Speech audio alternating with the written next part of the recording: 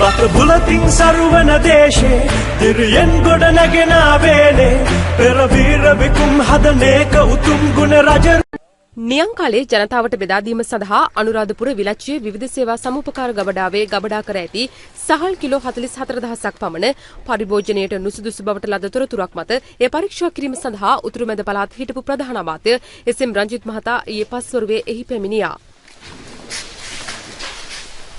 කොච්චර දවස්ද මේ සර් මේක අපේ මාසේ 24 ගන්න අපේ ඔය කැඩිච්ච තමයි ගොළු අනිත් හොඳ මේ රටහල් මෙන් මාරේ මේ ගොල්ලෝ ගහපුවා තමයි මේව කැඩෙන්නේ. හා මේ සම්පූර්ණ මේ කන්න බෑ දැන් මම හිතන්නේ. පණු ඇවිල්ලා තියෙන්නේ. මේ ඉන්නේ ගොල්ලෝ නේ.